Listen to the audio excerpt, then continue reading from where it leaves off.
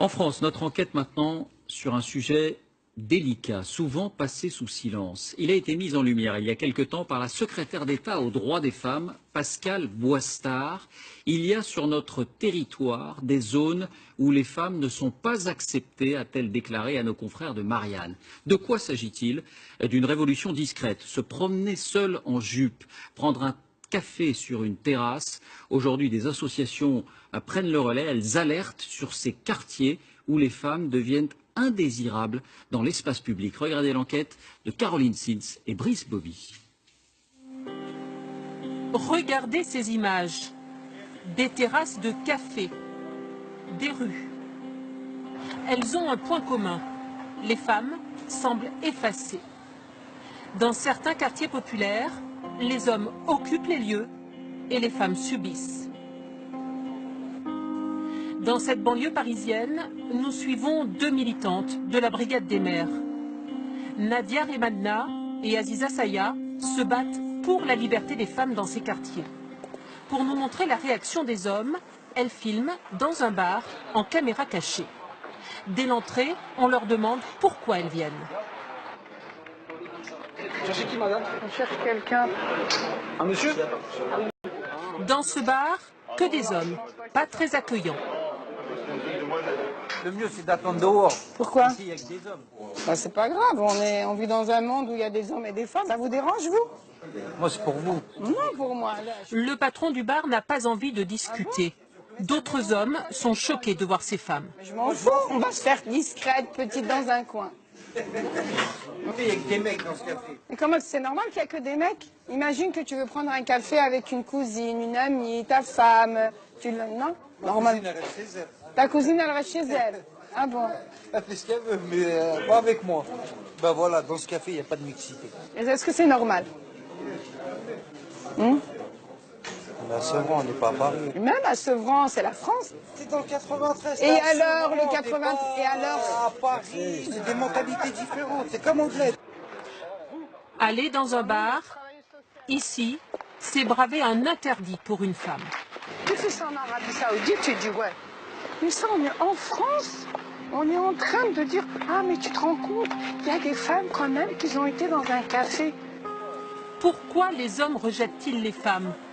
Un problème de tradition, de culture, mais aussi de religion, selon ces militantes. En 2005, quand il y a eu les révoltes des banlieues, ben, on a appelé les grands frères pour calmer les jeunes. Et puis voilà, qui dit grand frère, ça veut dire on a exclu déjà la femme, on a exclu la mère, on n'a pas fait appel aux parents, ce qui aurait été plus légitime. En fin de compte, on a donné la place à ces hommes qui aujourd'hui, ben, j'allais pas dominent, mais qui ont pris les quartiers, qui ont pris la place, quoi. L'islam, ils l'ont mixé. Pour moi, l'islam, c'est comme le code pénal maintenant. Et voilà, faut pas faire ça, ça c'est interdit, ça c'est interdit. Tout est interdit, alors qu'on est en France quand même. Et aujourd'hui, je pense que Pendant l'interview, une voiture s'arrête. Voilà, il faut qu'on soit soutenu parce que notre combat il est légitime. Les plus jeunes que je connais, mais bon, pas les plus Une méchants. façon d'intimider ces femmes, régulièrement menacées. Elles préfèrent arrêter l'interview. Dans cette banlieue de Lyon, des femmes semblent s'être résignées. Comme cette assistante maternelle qui fait tout pour ne pas se faire remarquer. On met des vêtements sombres, des pantalons, pas de jupe, pas de maquillage déplacé, du rouge à lèvres rouge, c'est pas possible. Voilà. On s'efface, on essaie de s'effacer, d'être le plus discret possible. Pourquoi?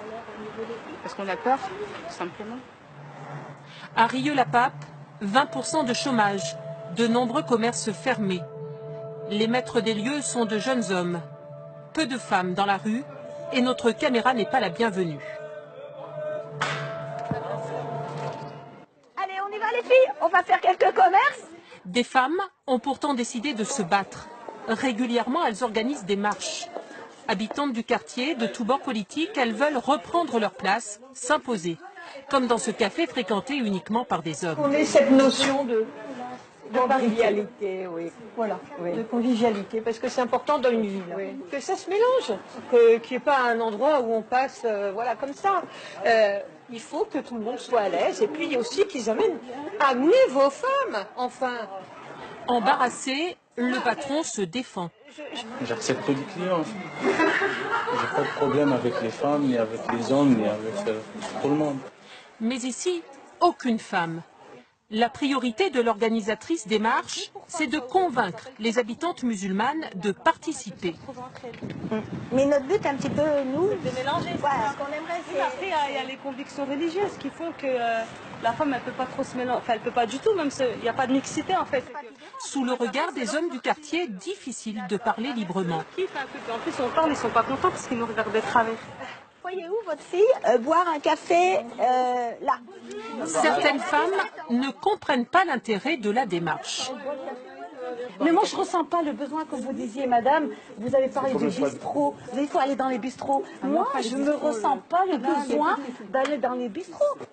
Et quand elles décident de s'installer à une autre terrasse de café, les hommes préfèrent quitter les lieux. Cette fois encore, la marche n'aura séduit qu'une seule partie des femmes.